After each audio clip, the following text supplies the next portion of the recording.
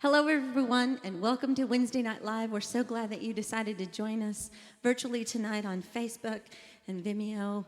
So let's get started with some music.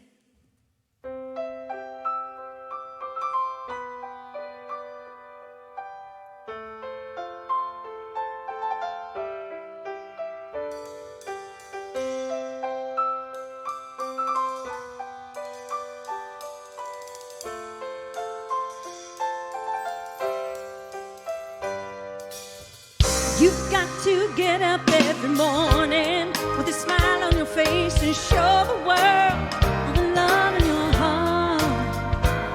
And then people gonna treat you better. You're gonna find, yes you will, that you're beautiful as you feel.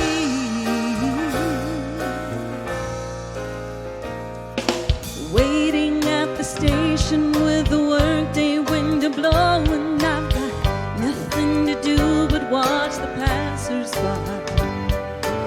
Mirrored on their faces, I see frustration growing, and they don't see it showing. Why do I?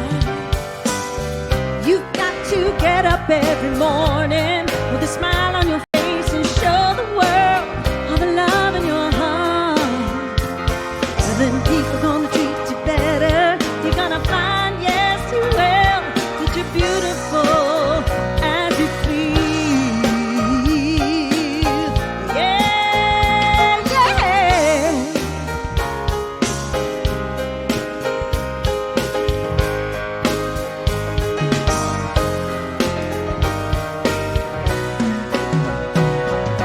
I have often asked myself the reason for the sadness in a world where tears are just a lullaby.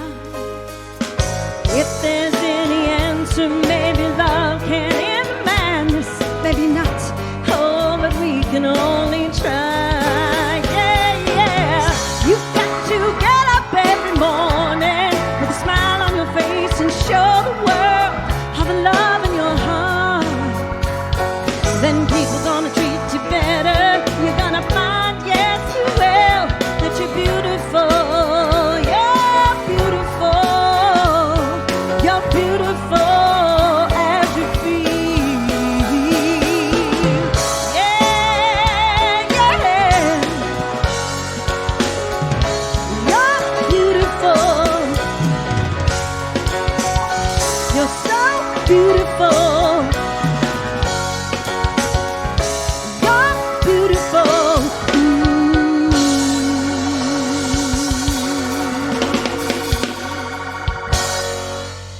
There was a great song originally recorded by Carole King on her Tapestry album called Beautiful, if you couldn't tell by all the times I said beautiful there. I want to introduce the band to you tonight. That's Mike Marlier on drums, Dr. Susan Mikulich Gilbertson on bass. That's a mouthful. Dr. Kit Rautenstrauss on keys, and El Conquistador Rob Lowe on piano. So Susan was so cool because she brought us all masks. So we all have these masks. You want to see them? Thank you, Susan. Those are pretty cool, aren't they? Yeah, we're staying safe here and doing all the things we're supposed to do and simultaneously coming together to connect with each and every one of you, to connect with each other, so that we can all join here tonight at Mile High. Even though virtually we feel you here in the room right now, and looking forward to the day, one day, who knows when we can all be together again. So this is a song that I like to sing called Free to Be Me.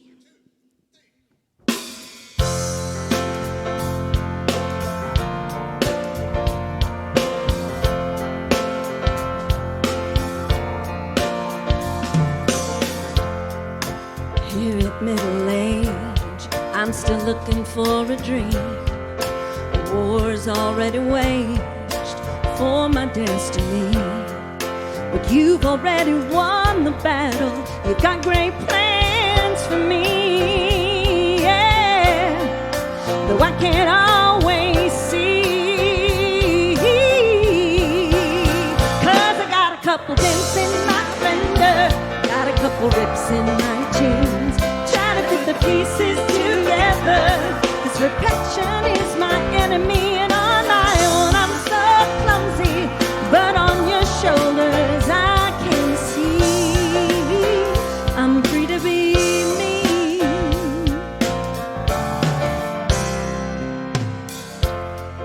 When I was just a girl, I thought I had it figured out, so my life would turn out right, and I'd make it here somehow. But things don't always come so easy, and sometimes I would doubt. Whoa, 'cause I got a couple dents in my fender, got a couple rips in my jeans, trying to fit the pieces together, 'cause perfection is my enemy, and on my own I'm so clumsy, but on your shoulders I can see I'm free to be me, yeah, and you're free to be you.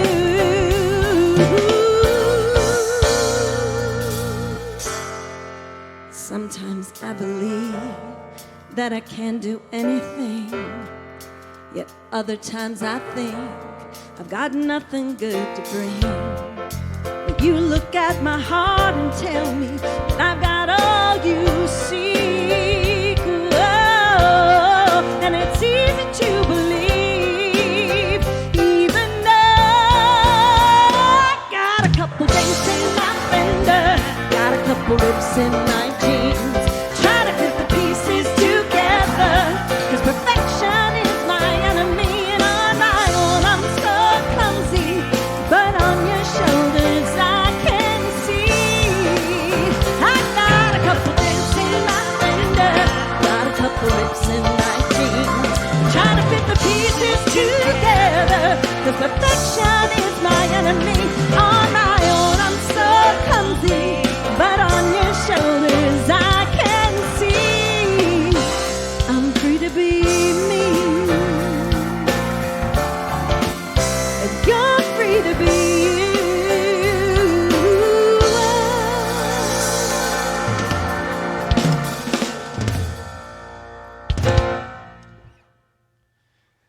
Thank you, Jennifer Burnett, and welcome to Wednesday Night Live. It is so not good to not see you tonight, but it's so good to join together virtually. And if you're a mile higher, let's keep in touch, whether you're there on the chat or you have somebody's email.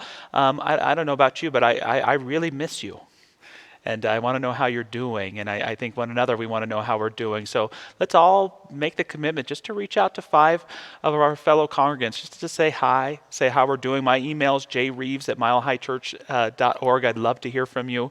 Any of us ministers, you just put the first letter of their name, their last name at milehighchurch.org, and let's stay connected. And we can't wait to all come together again. And so grateful to share the stage tonight with Reverend Jackie Harris, who's going to be providing our message tonight, and Reverend Zemirah Jazwierska. I'm going back to the week of March 10th. It seems like decades ago now. And that upcoming Sunday, we were so looking forward to officially announcing you both as ministers here at Mile High Church. You're longtime Mile Highers, and you've worked so hard to get here. And we were going to officially announce you. And so this is still an unofficial announcement today, but we're so grateful to have you here. Reverend Jackie now leading our ministry of service, and Reverend Zemirah working with our small groups and all sorts of different areas. We're so glad to have you here with Mile High Church and to have you here with us tonight. And one of the things I know, because I know both of you, is that both of you have had to deal with this coronavirus crisis in your own unique ways and in your own families. And so I just want to ask you tonight how you've found your way through this spiritually, and just maybe begin with you, Zemirah. Yeah, well, thank you, Josh, and thank you for that introduction. It is absolutely a blessing to be here and to be part of the Mile High family for such a long time. During this time, it's had its ups and downs, as I'm sure it has for all of you. But some of the blessings that have come up for my family and I is that we were able to bring back an old-fashioned custom of having dinner together. And that's really something that was so hard to do with teenagers and with all the activities that all of us are involved in all the time. It had been a long time and since we had had a consistent dinner every night where we sat down and we connected and laughed and cooked together. That's a real blessing. That's been a blessing. Yeah. Yeah, it's so important, to find those little things and those little joys for sure. Yeah, some of the more challenging parts of this stay in place is that both Todd and I, my partner Todd and I, we have seniors in high school. And there were several moments of disillusionment when they finally found out that we weren't going to be celebrating in the way that was expected. And so we've had to become creative, in our ways of celebrating them and in creating different rites of passages. And spiritually, I have to say that time for contemplation has been a blessing, and it has been a consistency that even all throughout schooling and throughout all of our busy lives, I always just yearned for that time, that uninterrupted time to kind of fall in, and that has been another thing that has kind of been the saving grace of this time. So it's a part of what I'm hearing is that the blessings are found, especially with those of us who have full houses, and creating conscious sacred time together, but also making sure you get that sacred time alone as well. Absolutely. Yes, good balance. Absolutely, yes. Very well put. And Yes. congratulations to both of those graduates. Thank you. How about for you, Jackie? It's been an interesting time for me. First of all, I would agree with Zemirah. Thank you very much. It's an honor to be part of the Mile High family. I've been a part of the Mile High family for a long time, but to be a minister and feel like I can really do even more to help with our community, I love that. I will say that the first part, we live in the foothills, so the beauty of it is we've had gorgeous weather for the most part since this coronavirus started, and my husband and I take 3 to 4 mile walks during that time, and we're unencumbered because we're more in the foothills where you don't run into so many people. So that has been a real blessing. There has been sadness during this time. My mother went through her transition 2 weeks ago, and I had not been able to contact her because they had closed the facility. She was in a care facility where they, of course, as so many of them are, they didn't allow visitors. And because she got to a place that she couldn't actually communicate, I feel like I never was able to say goodbye. So the beauty of this teaching to me is that I know that her soul is in such a beautiful place right now, and I know that it is a blessing in the long run. But it is interesting how death kind of pushes a family, and then when you're in this, it creates all kinds of new and interesting ways of being as human beings. So it's been a time of a lot of contemplation, and I'm thankful for that. Yeah, and I'm tearing up a little bit, not just hearing your story, but we think about all of those individuals right now who have people that they love who may be passing, and they can't get that physical goodbye. Maybe they get to do a virtual connection or something like that, but they don't get that physical goodbye, which is so important to us. And yet what I'm hearing you saying is even going through the hell kind of that experience, there's still grace to be found. And we talk about the spiritual stuff and we affirm it, and yet there are those times that we have to put it into practice. And I'm so glad you know what you know, because that's what I know about you and your mother, is that you're always connected, and that these connections never end, like it or not sometimes. True. But you think about all those people out there who don't have teachings like these Yes. right now, Oh my gosh. who are suffering and having a challenging Yes. time. And are there tips that we have for them, or suggestions, or our heart goes out to them? What do you think? Well, absolutely, our hearts go out to them. But there is a power in the universe, and we can use it. And that's what I would say to everyone, is just remember that. There is a power so much greater than us, no matter what you choose to call it.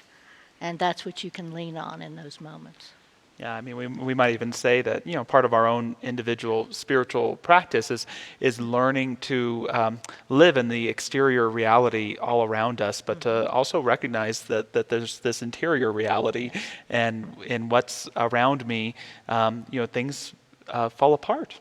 Things go away, things end, but with a strong spiritual practice, we begin to live in this inner reality as well that we can't see, but is more real than anything. And for me, that's where I truly want to meet my loved ones. That's where I really want to meet my spirit, and I want to live in this exterior reality as long as I can. But I know if I'm too attached to this and not nurturing this, I'm maybe half myself sometimes too.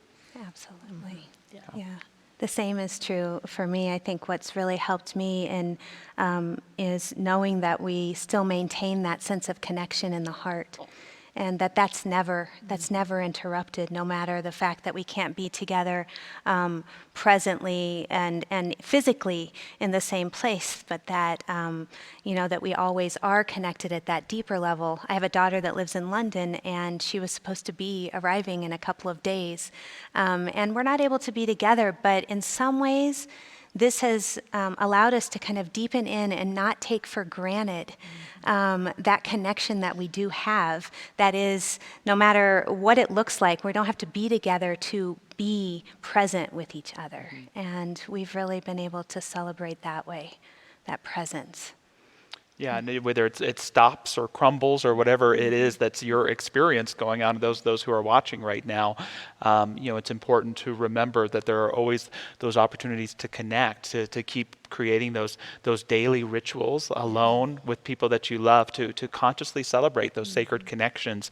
And even when seems like things are falling apart, and maybe they are around us, there are those moments that remind us of that deep truth. And I always think that there's that popular saying, "Keep calm and carry on," that we see in handbags and things today, and that originated back in British propaganda during World War II, when they thought the Nazis were going to occupy their country. They had several posters, and one was this poster that said, "Keep calm and carry on," that everyone would see around them. And objectively you go, how's that going to help you? But there's a spiritual tone to that says, no matter what is going on around you, hold to your center, hold to your truth, and keep walking, and trust, no matter what is going on, that there are those moments of grace, those moments of connection, and that real life is something that can never really truly be taken away from us. That's right. So it's so great to share the stage with both of you tonight. So grateful to have Jennifer Burnett back with us tonight, this incredible production crew, these incredible musicians. And so we're now going to hear another song from them and prepare ourselves for the incredible message from Reverend Jackie Harris.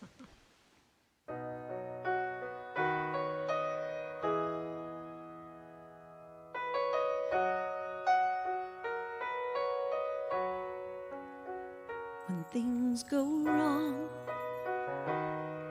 it's natural to wonder, what celestial rule did I break? When things go right,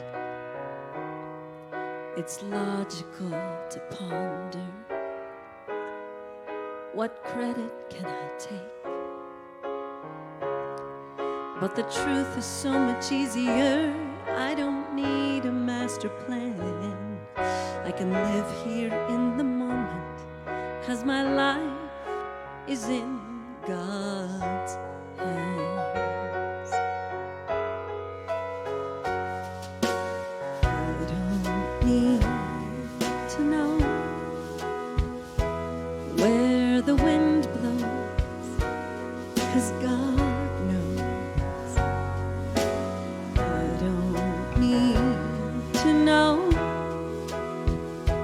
what the future holds, 'cause God knows I need never know how pain ends, how my heart mends. I can just let go, 'cause God knows.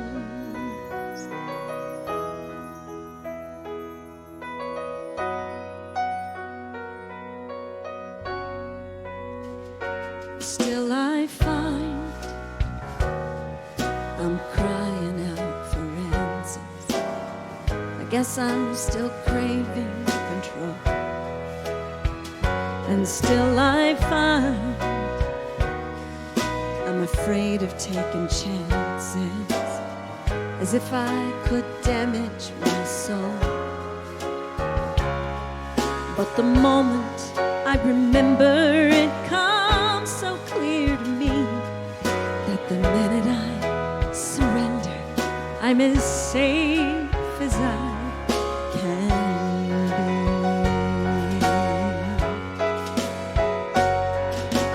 I don't need to know where the wind blows, 'cause God knows. I don't need to know what the future holds. God knows.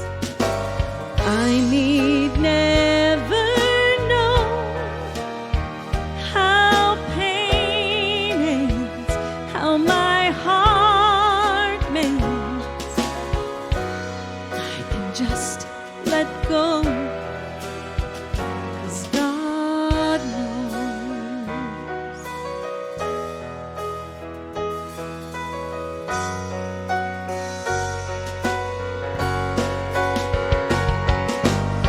I need never know how pain ends, how my heart mends. I can just let go. I can just let go. I can just let go, 'cause God knows. God knows. Ooh, God knows.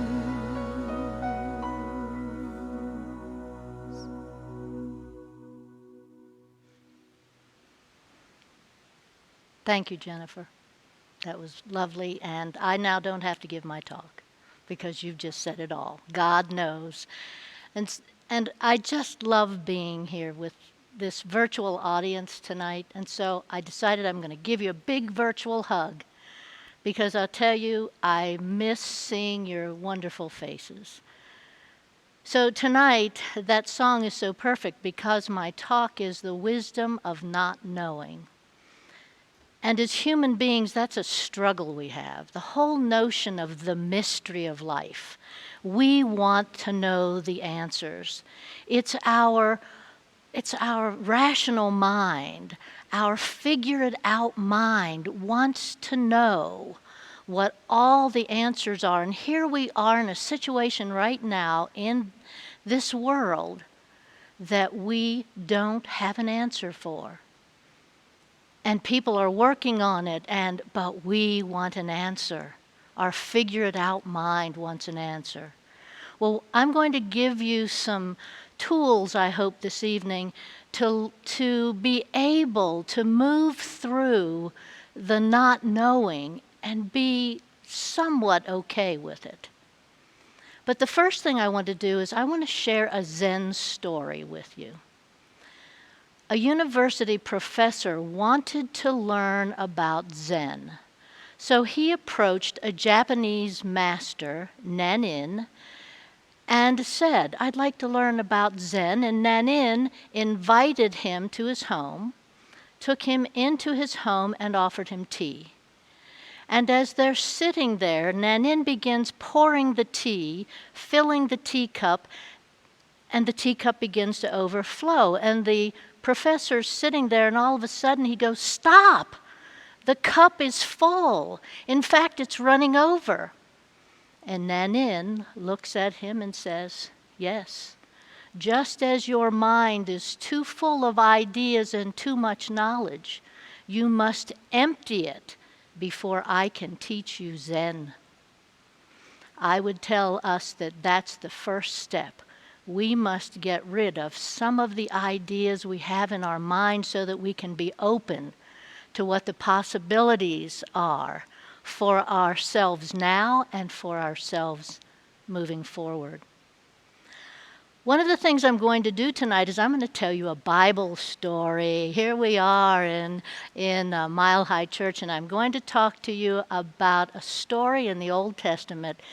It's in Genesis 12, and it's the story of Abraham and Sarah. But I'm not going to tell you the whole story, but I have to tell you that it's a fascinating story. It's almost like a soap opera if you were to read it straight through. But I'm going to tell you the first part of it. First of all, Abraham and Sarah started out as Abram and Sarai, and it wasn't until they reached the promised land that God had sent them to that their names were changed, because they changed. They were brought up in Ur, which would have been near the Persian Gulf and what we now know of as Iraq. And so what they knew in their life was worshiping the sun, worshiping the moon, worshiping astrology. There were all kinds of idols around. And then God spoke to Abraham and said, "I want you to go," and by the way, I'm paraphrasing God, "I want you to go to the promised land, and I will make of you a great nation." All right, folks, now think of this. You've been worshiping idols, the sun, the moon, astrology, and then this voice comes to you and tells you to do this. I don't know about you, but it's to me somewhat amazing that Abraham heeded the call of God and took Sarah and his nephew Lot, and they started for the promised land. So notice, he's now going on a journey. And this is an outer journey that he's going on, and it's not an easy journey. He doesn't know what he's going to run into as he moves across the desert. He doesn't have a GPS system. He doesn't have a map. He doesn't have an itinerary, and God didn't tell him exactly where he was going. And yet, he trusted enough to follow God. And he followed God, and even when he got to the promised land, after all the other things that happened in between, he had to move away because there was a famine. The fascinating part about this story to me is that here they had an outer journey, but the whole time they were also going on an inner journey, which is what we need to do when we're looking at not knowing. Imagine, these people did not know anything that was going to face them, and yet they stepped out in faith. We each have an internal GPS of our own, and I believe that, of course, Abraham and Sarah had that also. And we can listen to that GPS within us or not. And many times we choose not to listen to it. So what I'm going to do is share with you 3 things in addition to opening the mind. Remember that teacup. I think that will stay in your mind, that overflowing teacup. Is that what our mind gets like sometimes? The first thing I'm going to bring up is staying in the present moment. You know, we have a tendency to want to go back and think about the past. We can't do anything about the past, folks. It's done. Hopefully we've learned something in what we see in the past, but certainly we don't want to spend our time hanging out in the past. And so then we say, oh, well, how about the future? Well, the future makes us anxious. Think about right now. We don't know. We don't know. What's the future going to look like? We don't know. So let's not hang out in the future. Let's hang out in the present moment.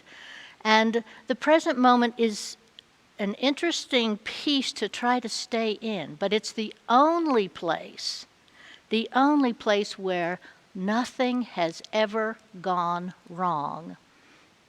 And I'm going to tell you that Jesse Jennings says that in the next month's issue of Science of Mind, and I love that.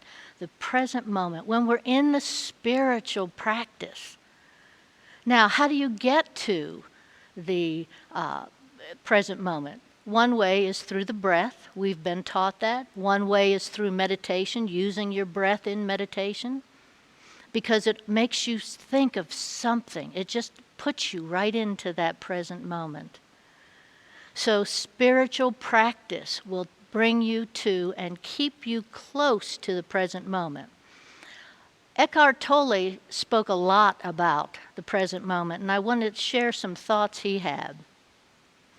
He says, living in the present moment is the key to developing a sense of profound bliss, love, and unity with everything in the universe.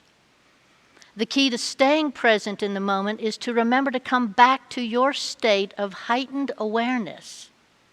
I always say that the act of becoming present is not difficult.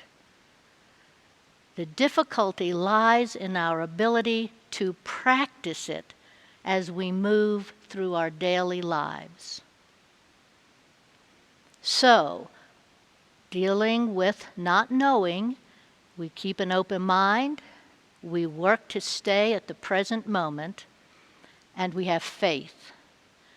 Ernest Holmes says, faith is a mental attitude. Now you think about faith, and faith is, we have faith in a lot of things, but the faith we're looking at is the faith that Abraham had, that he was going to get from Ur to the promised land because God had promised him that. That's trust. That's faith. The Buddhist teacher Sharon Salzberg says about faith, it's the willingness to take the next step, to see the unknown as an adventure, to launch a journey. With faith, we move into the unknown, openly meeting whatever the next moment brings. We can draw near to the truth of the present moment, which is dissolving into the unknown even as we meet it. And Maya Angelou, I was listening to a series of meditations, and there was a quote of hers that was used, and I'm going to change a word. She used hope. I'm going to use the word faith. Faith and fear cannot exist in the same place and at the same time. It's up to you to choose one. Let one in. You decide. And Ernest Holmes said, faith is thought moving consciously, definitely for a specific purpose. And if it is real faith, accepting the outcome of the purpose. With faith, we seek to go beyond the obvious, tangible level of reality to perceive the unknown, invisible mystery. And that's the next point I'm going to take you to. So we've had keeping your mind open, being in the present moment, having faith, no matter what it looks like, and then using your imagination. That may sound rather strange, but imagination is a part of faith. Imagination takes us beyond what's visible and manifest, and it takes us way beyond what we understand in our limited ability to think. I can see some people going, imagination. I don't have an imagination anymore, but every one of us has imagination. If you think back to when you were a child, or if you watch a child, The imagination is the spark of their creativity and their happiness. We too have that ability to grab onto that imagination now. Artists, musicians, mystics, scientists use their imagination. Right now, our scientists are having to use certainly their knowledge of science, but their imagination to come up with a vaccine for the coronavirus. What a fantastic thing to think that they can use their imagination to create something that can be such a blessing and such a cure for our world. So I want everyone out there to work on that imagination. You've got time. You certainly have time to work on the imagination. I know I'm going to. So what I would say to you is you have those 4 things. Keep your mind open, remembering the teacup. Go to the present moment as often as you can, because that's where nothing has ever been wrong. Have faith. And be sure to work on and engage your imagination, because we don't know what the future is going to bring. But we have the opportunity to make choices and to create a whole new world for everyone right now. Bless you all, and thank you for being with us this evening. And so it is.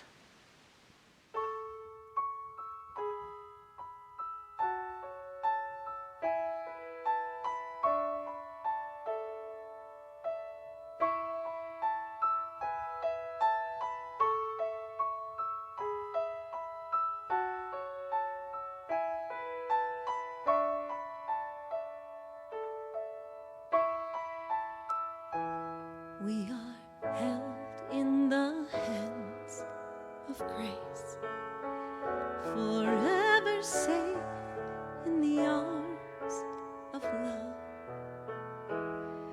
Like a child receives protection from a mother's warm embrace, we are held in the hands of grace. You are held in the hands of grace, forever safe in the arms of love. Like a child receives protection from a mother's warm embrace, you are held in the hands of grace.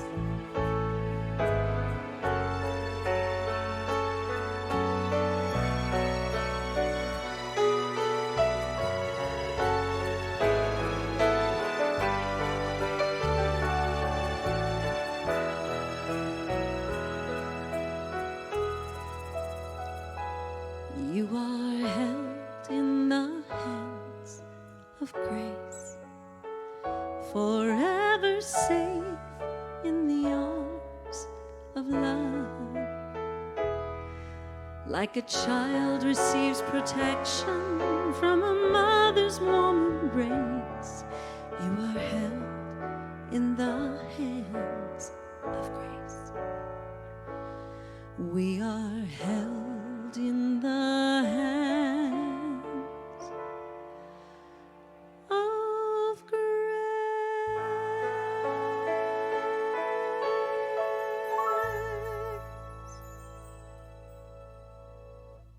Thank you, Jennifer Burnett and our Mile High Band. Thank you, Reverend Jackie. And you know what I love about you? You make sense.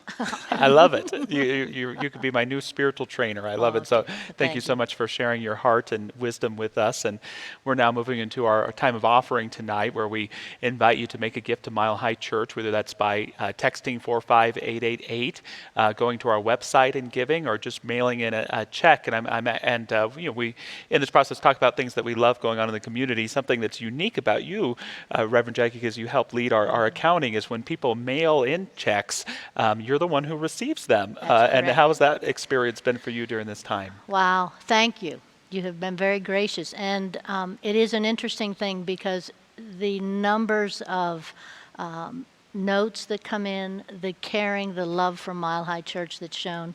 And I love to be able to hold your gifts and know how much they mean to Mile High and how much they have meant to you to be sharing them with Mile High. So it's really it's a great job to have. Yeah, and of course you always received those gifts with consciousness, but isn't that cool that it's a minister who receives your gift here and blesses that and wishes wellness on you as well? And it's been great seeing those notes. And Reverend Zemirah, what are you loving about your ministry and what you're doing here, or just going on in the church at this time?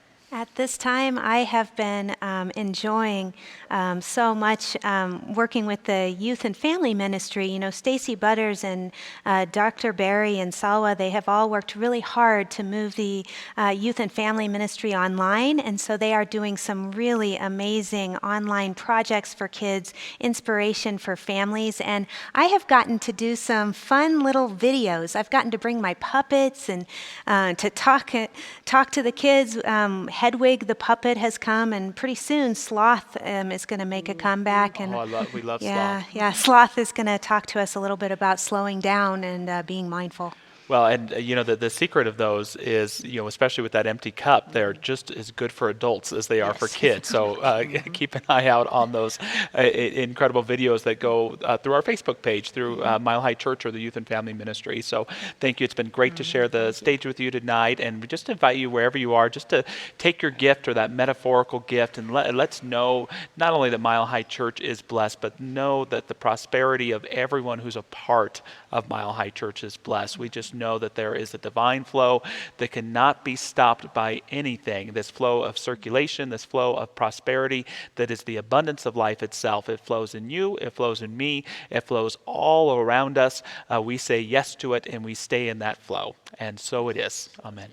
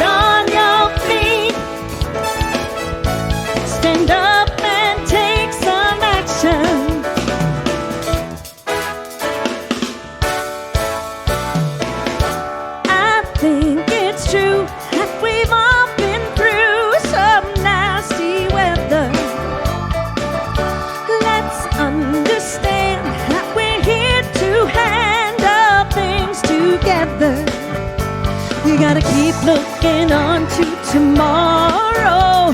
There's so much in life that is meant for you. Get on your feet. Get up and make it happen. Get on your feet. Stand up and take some action. Get on your feet. Don't stop before it's over. Get on your feet.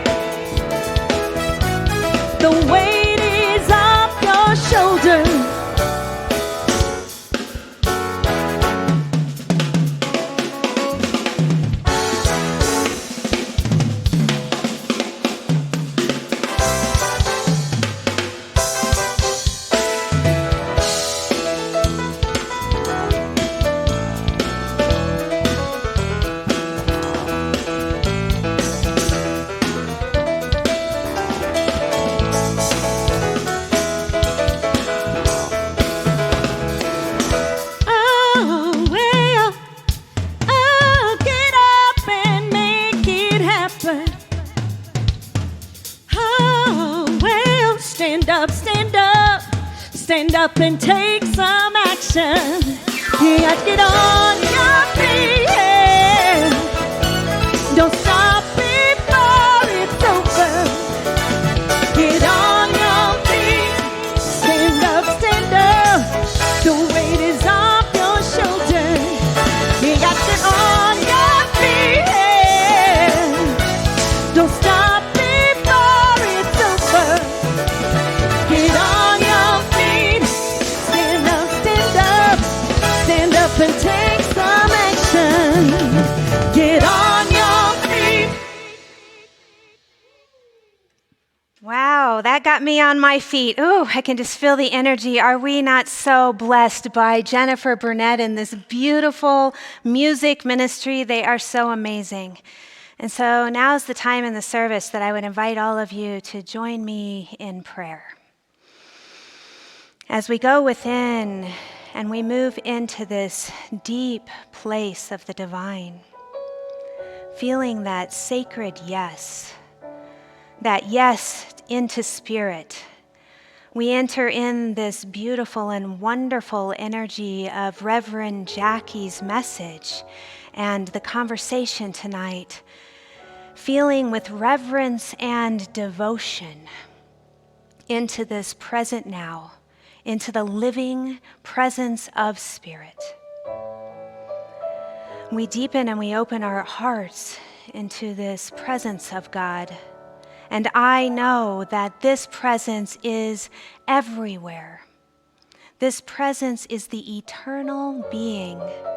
This presence is the eternal now. And I know within me, I recognize this divine spark of the divine within, feeling and sensing this divine spark. And I know this to be true, this divine spark that moves through through every person listening and connected here tonight, and through all of humanity. For we are all united in the eternal flame that is God. And so tonight we step into that realization of divine peace, of perfect peace, that calmness and that serenity that is God expressing as tranquility, as calmness. And into this space, I would invite you to affirm for yourself and for all those that you love that peace, feeling it deep within your being. I know that we are immersed in peace. We are surrendered into. And so if there is any anxiety or worry or fear or anything in the way of feeling that deep peace, we simply let it go right now, and we allow ourselves to relax and to be. And I also know that in this moment we call in the recognition of eternal abundance, for we know that God is the source and that source is infinite. And so if you feel so inclined, or you may be experiencing the condition or the challenge or financial pressure in this moment, claim and affirm for yourself that eternal abundance and feel it present here now. Speak the names of anyone else that you want to include and call forth into your own awareness, celebrating that abundance for all. And the realm of perfect relationship, I recognize now that realm of perfect relationship is within each of us. We go within and we feel that intimacy with the divine within our hearts. And we affirm that for ourselves and all others now, that all of our relating is guided by this essence and presence, this effortless flow. Communication is blessed. connection is deepened. And then we claim in this moment, I recognize that divine health is our birthright. That we call forth that healing presence, that awareness that our bodies are temples of the divine, that every cell, every organ, every function is operating in unison, in collaboration, in alignment in this moment. And so we call forth healing. I affirm healing right now. Affirm it for yourself, for each other, for this planet, for our Mile High community, for the world. And so, in this moment, we move into gratitude. I am so thankful for these words of wisdom, for this energy of celebration through the music, through the togetherness online this evening. We are so blessed. And I know that this time together has been good, and we call it good, and we celebrate its goodness. And so I release this prayer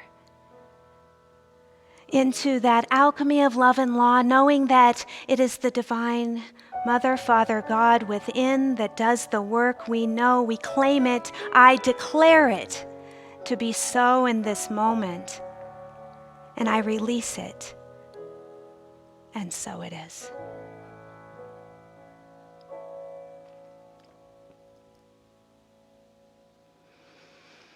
And so we are so grateful that you have joined us here tonight. What a celebration to be with each other online.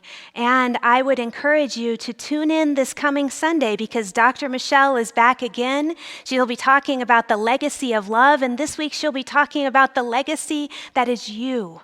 That you can express your highest expression in life. And next Wednesday, Reverend Masando is back again. He is going to start a 2-week series, and you will not want to miss it. So come join us back here next Wednesday. If you feel called for more prayer, send a prayer request in online, and you can find, and the prayer practitioners will take your prayer and continue to pray on it throughout the week. So in this moment, we turn it back to you, Jennifer. Thank you, Reverend Zemirah. I release and I let go. I let the Spirit run my life, and my heart is open wide. Yes, I'm falling for God. No more struggle, no more strife.